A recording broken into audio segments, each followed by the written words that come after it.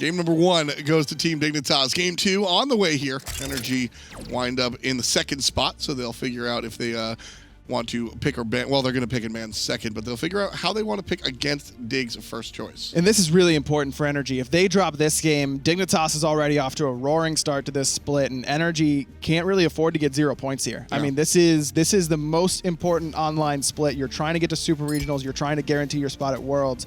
Yes, if NRG is in the online gauntlet, are they favored to win? Absolutely. I don't care who else is there. NRG is probably going to be the favorites in that scenario. But you don't want to put yourself in that scenario, man. You cannot afford to try and make yourself jump through that many hoops just to get to the Smite World Championships, because to use that many strategies, to put that much strain on yourself, that's asking a really tough task to actually go to Worlds if you get there and then continue to perform at a high level. At the same time, now no team is going to intentionally put themselves in the losers bracket, as Ardio's banned out. At the same time, is there something to be said about getting that extra practice, that extra time? Not for NRG, there isn't. If you want to tell me that about a team that just formed, sure, you know, that it made some roster changes coming into the fall split. How about a reality check? NRG should have already looked in the mirror, honestly. Okay. With making their roster change, that's a reality check to me. To make a change, to remove Dimmy, that's to fair. Bring in maniaKK, that tells me that NRG already had their reality check, and they realized they needed to make some changes if they're going to compete with Obey, Rival, Dignitas, these powerhouses at the top of Europe. They're already there. They need to get back to where they don't have to worry about reality as much. Well, right now, Scotty, Cirquette, Ardio, and Arlog Shen will be the bands out. First pick for Team Dignitas, the Morgan, yes or no? No, I think I pick Camazotz here if I'm Dignitas. Terra as well. Terra would be a pretty strong pick. I don't think I want to commit to the Morgan quite this early, and Camazotz was an option in that first game, and they didn't go for it. Could also see Robin. Robin usually a pretty strong first pick for Dignitas, and QvoFred really likes it. One of the only junglers who's still playing it consistently on either side of the world, either in Europe or North America. Qvo, one of the only ones who really prioritizes it. Cullenn's very safe as well. I mean, Variety played this very well. In that game, we played the highlight of him making a sick play, and this guy just does so much for you. Zoots on the other side. NRG will take that, likely in the jungle, although keep an eye out for maniaKK possibly pulling it out. Alongside of that pick, I'd like to see the Terra. I think that's a good choice here. A lot of control. Let Dignitas, although, I don't know. The Morgan was very good. It was a part of what made NRG sort of stay close enough, but they're going to go for the Muzen Cobb in this early of the draft. I don't know about that one. Second pick AMC. We're here. So, and I'm not doubting AMC's power. I love AMC's power, but we mentioned it during the game. Picking him this early, Ryan, opens up so many opportunities to counterpick him, Terra being one of them. Terra's a great pick against it, and Dignitas can go with Robin or something like that here and then just jump all over this AMC and have a really easy time. Nemesis. Not a bad pick either, though does get shut down by that Stinger cripple. That double dash does have some problems. AMC, the thing is, on the other side of that coin, AMC has so many counters. I mean, there's a longer list of gods that counter AMC than the list of gods that don't counter AMC. Yes. So at some point, you kind of just got to throw caution to the wind and say, look, I'm playing this. I don't care what you play. You have to be confident against the entire cast in order to pick this in this sort of scenario. Sure, but that's why we traditionally see AMC picked on the bottom. Just like, as I mentioned, you pick an Anubis on the bottom when everything you go, all right, everything in the world counters me. I'm in that one rare scenario where that's not the case, so I select him. Is AMC strong enough to just sort of do the throwing caution to the wind? I mean, he's had really good success so far here in the fall split. He has a lot of wins. I don't know exactly what his record is, but off the top of my head, it seems to be pretty good. Probably going to be in the mid lane here. I imagine that's going to be Chronos in the duo lane, and then it'll be Yammyn in the mid lane AMC. Okay. I just think that you almost always, even when you pick it at the bottom, there's always, well, yeah, that god's going to counter me here, and this one will too, but we're just going to try and do this the right way. I think that I respect NRG just saying, look, you can pick whatever you want. We've got enough confidence in this pick that Yammyn or emilitoo, whoever's playing it, is going to make it work, and we don't really care what you pick around it. All right. I'm not buying it just yet. I don't blame you. You're certainly selling it. The Osiris band coming out from Team Dignitas. Interesting. I think that makes sense with the selection of Camazotz. You're a little bit squishy. You need at least one warrior, I kind of think. Plus, that could have been Camazotz in the solo lane and then Osiris in the jungle. That's kind of an interesting composition that we've seen Adaptive you can play make work. jungle. Yeah, and does very, very well. Pressure would be the name of that game. And so Dignitas just kind of being mindful of that, and NRG being mindful of that, the Morrigan pick, and nice ban there. Yeah, I think that is a choice ban right there. Looking at the characters that you've sort of amassed so far, NRG, gotta ban that out. I think that's the right call. Now Dignitas has one more ban. They've got some warriors on the table to take away. Robin is an option if you're worried about that Camazotz still being in that solo lane and you're worried about adapting, potentially pulling it out. If you believe that's Camazotz in the jungle and you're looking for warrior bans, Bologna's not a bad one. Yeah. Has a decent matchup up against Chulainn. Chulainn has no way to interrupt that bludgeon without committing the ultimate. And of course, maniaKK is Bologna. Like that's the kind of god that he loves to play. It fits his playstyle very well. And even if a lot of other solo laners aren't necessarily playing it right now, it would still be a phenomenal pick for them. So NRG have their 4th pick, like we said. Still not sure where the bat's going to go. Still looking for a support player. And depending on where Camazotz goes, well, the Sobek still keeping us in the dark. It's a very good play by NRG here.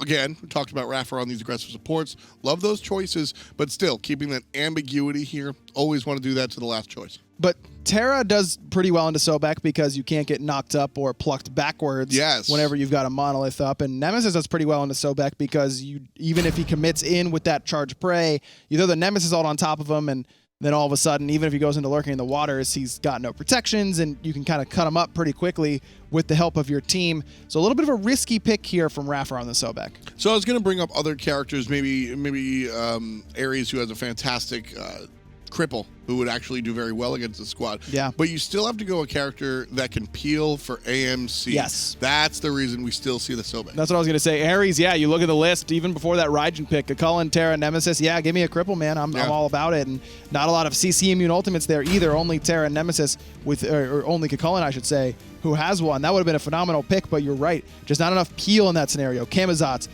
no CC whatsoever outside of a slow. Zero. AMC has got a slow and a cripple, but no one cares about it if you're jumping on top of him. Chronos has a long cooldown stun. NRG needed CC that was hard and guaranteed, not that sort of Ares chain cripple. I think this might be rough for the AMC on NRG because again, when you pick the AMC early on, sure you got to worry about these characters, but you also have to worry about the characters on your side of the map. Are they going to be able to protect me? I mean, when we saw AMC picked in the past, it was Neath mid lane. It was 4 protect 1 strategy for a Muzen Cobb. We've obviously gone a long way since then.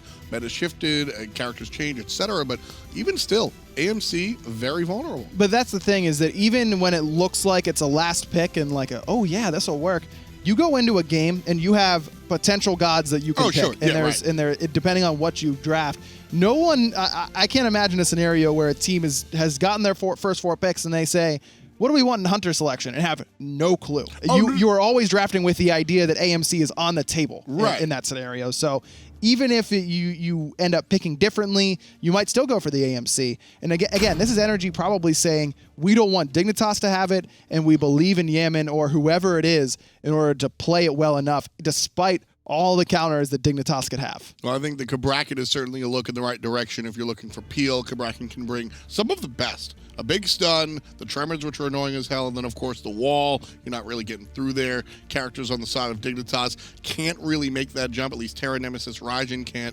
That's a big deal. So I like the Cabrakan selection. Interesting. I wonder if Cabrakan is going to be in the solo lane for maniaKK. It doesn't have that sort of stun to interrupt your clear that most Cabrakans used to be picked for in that solo lane. If it's something like Bologna or Xingqian where you want to interrupt the knock-up combination.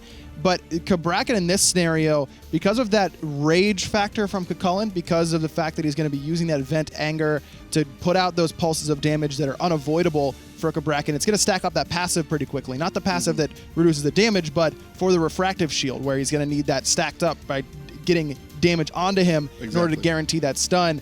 Variety's not going to have a choice. That's a big counterplay around Cabrakan. Just don't hit him, and he can't stun you twice. He can only stun you once. Chulainn might not have that option, especially whenever he's in that rage form, where that mystical mail effect is always happening. Just zapping out, yeah. And you know, when it comes down to it, you took the analytical approach, so that'll open the door for Cabrakan. Just feels like more of a maniaKK. Running at you with the walrus hands, as Totally likes to say, just looking for the stun. I think that's much more maniaKK than the Camazotz, like the long range and looking for that sort of nonsense. And NRG's jungler adapting, certainly an assassin player. Also really good into Jing, Nemesis, Terra. All of those gods get blocked off by that wall pretty well. Jing, of course, having the ultimate. Raijin can go up over top of it, as can Chulainn. But those other characters that need the dashes, and especially Terra, whose dash is usually telegraphed because she wants to get that double dash. You need to wait until you can put down the monolith or the crushing earth. You're going to be able to wall that off with the Cabrakan ultimate pretty well. Yeah, so certainly a good look. It will be maniaKK on the Bracken boy and adapting on the bat. And it is Yammyn in the mid lane on the AMC as well. So this is because NRG wants to make sure ML is getting as much farm as possible. AMC, his early and mid game is great. His late game's great too, but his late game is fantastic. Every part of the game's good for AMC as long as he's alive. That's always the caveat with AMC. But you're not worried about how little farm he's getting in the mid lane because he's going to be able to do significant damage with the abilities and the basic attacks, even if he's a little bit behind the opposition. Whereas Chronos really needs to be at least even, if not ahead. And we saw how well emilitoo farmed last game. He was the first to level 20, I believe, certainly on NRG. So they're giving him as much free farm as possible and allow him to be that late game carry. Zyrhoes on the Raijin next to Arkkyl on the Jing this time. And again, the Hunter starting in the mid lane and leaving Terra by her lonesome over there on the left side. Terra doing what we've seen a number of times, separating the wave with her sort of rocks there. And the Cabrakan, again, bringing that level 1 power.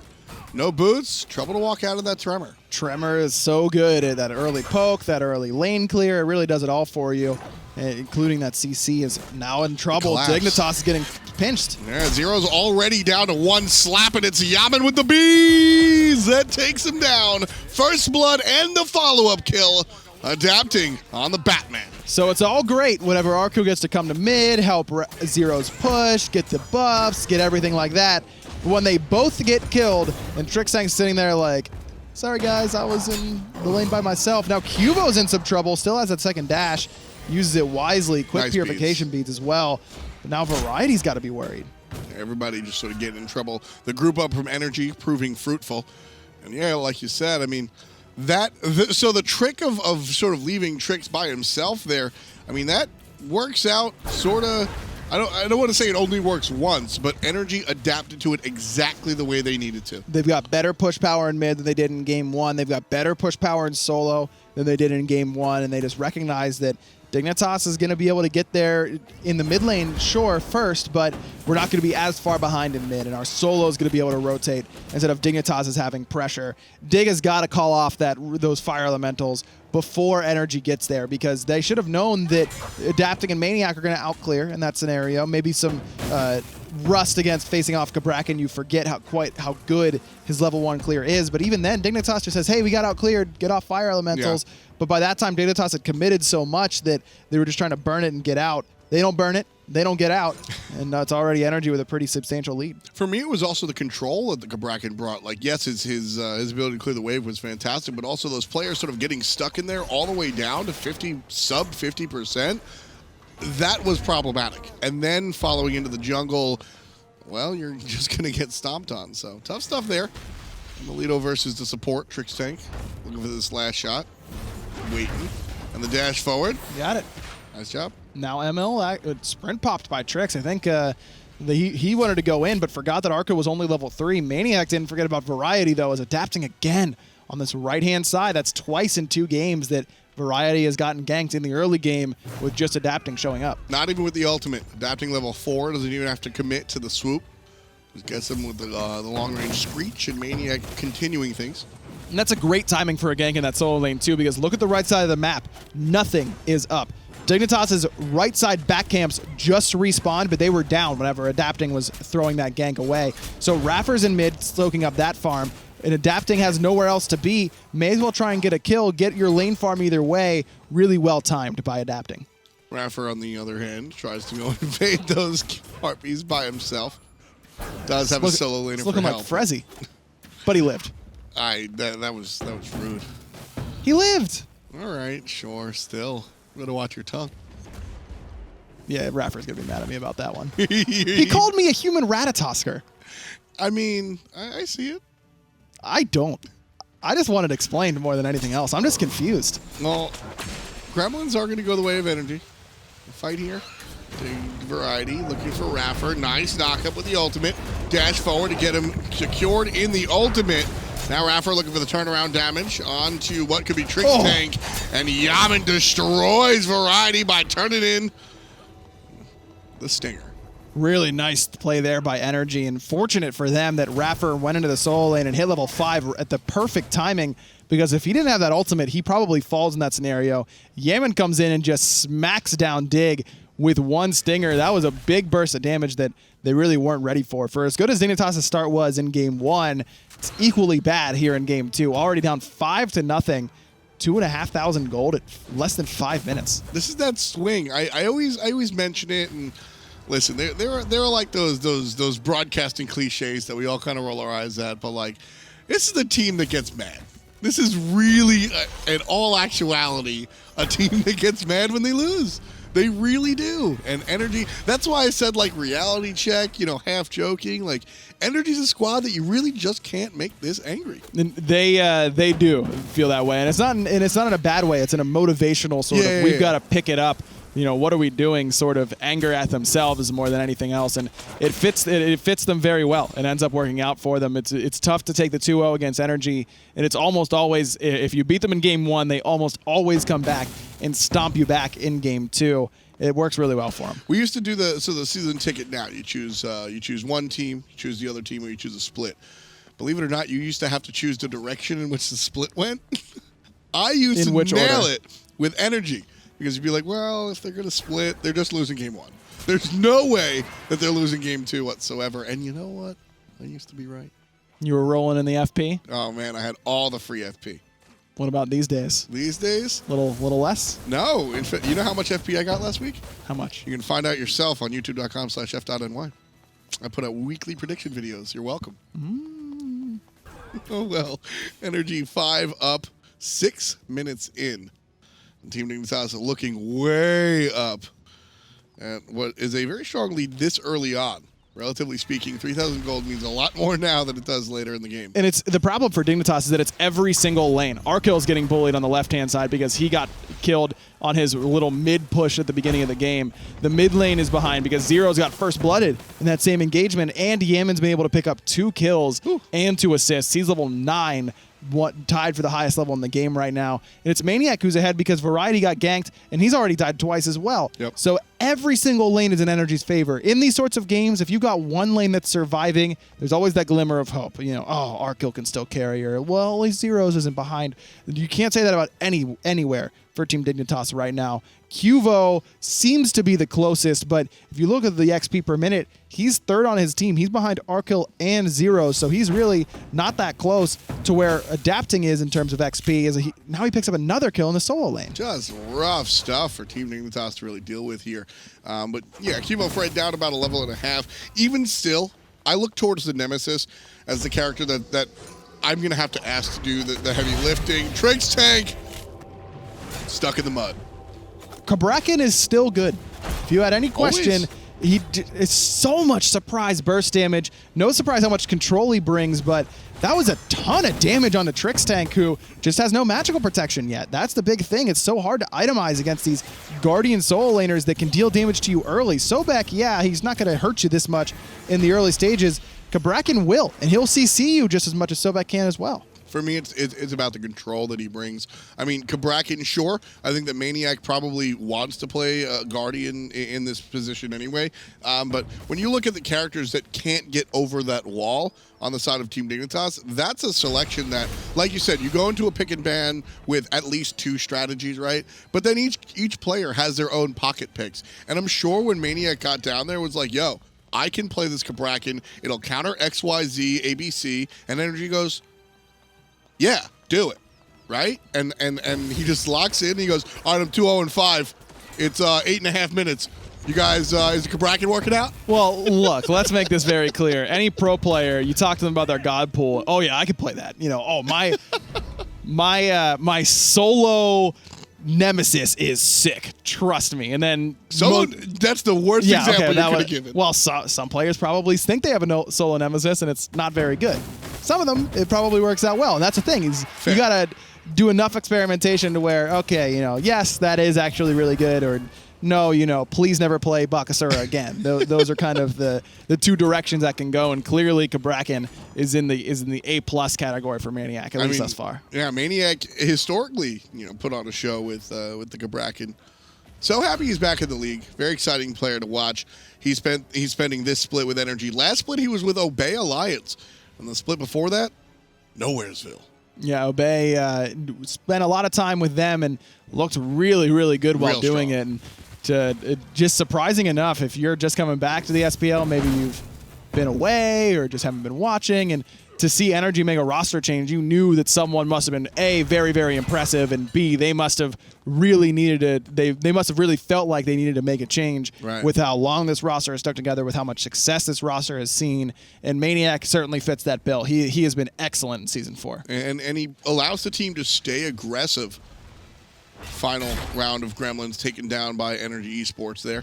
He allows the team to stay aggressive. iRaffer caught a bad spot, collapsed on by 4 players, and just like that, Team Dignitas on the board. Still have a lot of ways to go, Ryan, but certainly one step towards that 5K gold lead. 3 ultimates used. Probably only needed 1 or 2, as long as one of those is the Nemesis ultimate. But that's what happens when you're behind, man. You need something. And just push the buttons. Dignitas may as well all in commit. But this does open the door for NRG to try and get these right side buffs in their favor. They're both about to spawn on a Dignitas side of the map, and look at where NRG is positioning. They're down a player right now, but they're up so much gold, they still feel like they can find this invade. Yeah, and still, Yammyn has to be careful here. Very susceptible. But it's the rest of the team Dignitas making their rotation. Speed buff still under contest, and there it goes down. Able to pick up is QvoFred. Big knock-up coming out from the solo lane, however. Adapting, trying to get away as Variety now chasing. maniaKK with the 3-man tremble, and Yammyn caught up right in the crosshairs. Down goes the Bumblebee. Trixtank completely out of mana, has to get out of this one. And NRG Esports, they sniff around. They don't even get the buff, and they lose their mid lane AMC. This is how to fight from behind 101 by Dignitas. You find someone who is a little bit too confident and out of position. You kill them. Check. Then you take the numbers advantage. You allow NRG to put themselves in a spot where they're still playing aggressive, and then you punish them for it.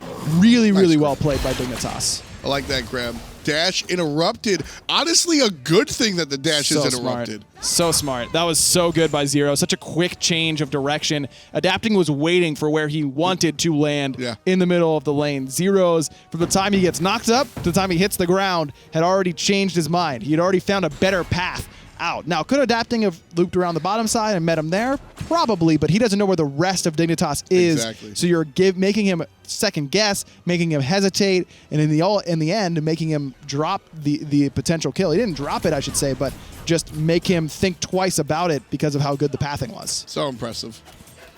Keep in mind, this is and it's fun to give props to things like that, things like the jump away from the Sobek ultimate, Portal Demon. Likely to go the way of NRG, and it will. Nice play, because they're mechanical, sure, but the mechanics of those actions come almost secondary. It's the mindset, it's the adaptation, it's the quickness that's really impressive. Everyone can hit ultimates or hit ability. It's a matter of how quick your decision making is at this level, and that's what we always try and highlight, is when these players make quick decisions, and it all looks very easy from a top down. But you can, everyone who's played the game has been in a scenario where there's so much happening at once and you're under pressure, and so you don't think quite as quickly as you normally would. And it's so impressive what these players are able to pull off. What's fun for me is that those are 2 separate players on Dignitas that we've talked about in that regard. This is a very talented team. It's not a mistake that they're so high up on the standings. Although right now, NRG certainly doing their work. And this is a big confidence boost for NRG if they can pull this one off as well, because they know that Dignitas is one of, if not the best teams in the world right now, and NRG knows they haven't been playing quite as well as of late. Sometimes it's all you need is just the kind of reminder like, hey boys, we are really good at Smite game. Like, we can play with these guys and we can crush them too, which is what they're looking to do to Dig. Well, NRG right now looking to crush this tier 1 tower in the mid lane. Defense put on by a couple of players by Team Dignitas, but they might get in trouble for it. Nice shell, saves the life of QvoFred for the moment. Tier 1 tower goes down, and NRG still looking to press. The ultimate out of Zyrhoes, not enough to really confirm a kill. but enough to chase the players away. No deaths, but 500 gold in the pocket for NRG. And that's all they want. And they realized that they were put a little bit out of position last time around that invade. So this time played a little bit more conservative. Take what you can get. And then this is a response time check. Will Dignitas come and check this? Probably not. Arkkyl's not going to get there in time. That's going to go down in favor of NRG. And now that's just another like, hey, Dignitas, come try and stop this. NRG probably doesn't full commit to that. Maybe they do if they know that its ultimates are down because Zyrhoes and Trix without ultimates. But if Qvo and Variety show up, that's probably either an engagement or a back away. This is NRG playing a lot more cautious and a lot more intelligently than they were earlier. See, I love that Gold Fury kill as Arkkyl dashes away. I love that Gold Fury kill specifically because you've gotten rid of the safety space in that mid lane. You go and you contest the Gold Fury. Variety gonna fall down like the Gold Fury. maniaK just ground pounding, just down B the whole time while his teammate cleans up. Love it. QvoFred next on the menu. Down B, ground pound. And QvoFred might get away. Adapting, gonna miss the screech. iRaffer's here, won't miss it that time. Adapting as speed buff, even with QvoFred having the stone cutting sword, not enough movement speed. I love Cabrakan, man. He's good. Sometimes, you know, you can just walk up slowly and ground pound. Just boom, boom, boom. Just going for it. So much control the maniaK brings out there with it. Left side still. NRG on the top side of this team fight. Ultimate down for Arkkyl. Aegis not going to save you, buddy. Down he goes. Double digits. iRaffer with his first kill of the game. Such good positioning by adapting again. NRG just working together as a unit. They know what the possible outs are for Arkkyl in that scenario. Airstrike towards lane, airstrike towards mid lane. So iRaffer is kind of floating. As soon as he sees Arkkyl commit, he heads over to the duo lane where adapting already was. He was already there waiting for him. Really, really good play by NRG, who just looked very, very clean in this game. So before we've known NRG to run the scene, and I think in Season 2 when they win World Championships, no one's close. Season 3, a little bit closer. Is this the first time that NRG views themselves as not the best team in the world? I wouldn't be surprised if NRG still viewed themselves as the best team in the world. I think if I was on NRG, I would still view myself as the best team in the world because they've won the last 2 World Championships and they've had plenty of times where they don't look like the best team, quote unquote. They've started so many splits where everyone's saying, "Oh man, did you see NRG? They're trash now. Like what's Twitch chat hates them. You know, they're trash again." But they never are. They're always near the top. Right side, trouble with the curve. Variety falls down at number 5. 0-5-1. For the player that looks like the most impressive of 2017. ML and Arkkyl trying to take the 1v1, but Qvo doesn't respect it. He comes in, but Yammyn's not respecting it either. Off the mark with a stinger, though. But Qvo still needs to throw out the ultimate. Just to get the movement speed. Yeah, movement speed and the slowdown on Yammyn as well. Shot not going to hit for QvoFred. You know, I think I phrased the question incorrectly. The Zyrhoes falls down to adapting. NRG will always think they're the best team in the world. Is this the most adversity you think NRG has ever faced? Yes. Ever since their first World Championship, yes. And this is what they do whenever they think that they've got some adversity. They obliterate Laughing the whole way. top team. Laughing the whole way. Blink forward. There's the wall. There's the collapse. A brief moment while Trixtank gets the stun off. But the wraparound from iRaffer. And adapting 8-0-7. That's game, folks. Barely 18 minutes. This game got mature enough to just earn NRG the split. What happened to NRG? Oh, they're so bad. Like, oh, man. That's benching Dimmy, the worst thing they ever could have done. maniaK's trash. Yeah, NRG's still really good. And you need to absolutely be ready for them to blow out anyone on any given day. If you give them the slightest edge, they will do that to you. maniaK and adapting really just turned up the entire game for me, watching it from minute 1 to 17:43. I think is when the game was over. maniaK and adapting just making it happen. And how often with old NRG would they fall behind in a game or fall behind in a set and then adapting camps Dimmy, and Dimmy goes 1,000,000-0, and he's playing Bologna, and everyone's like, oh, Dimmy, yeah, you're great. And he was great.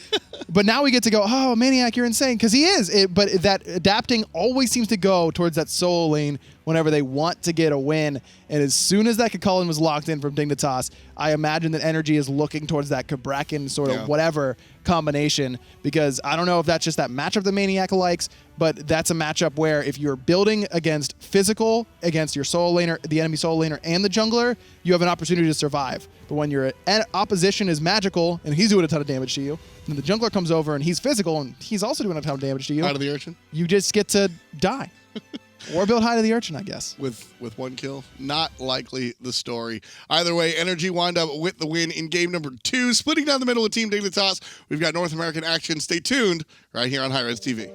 Wanna get close, wanna come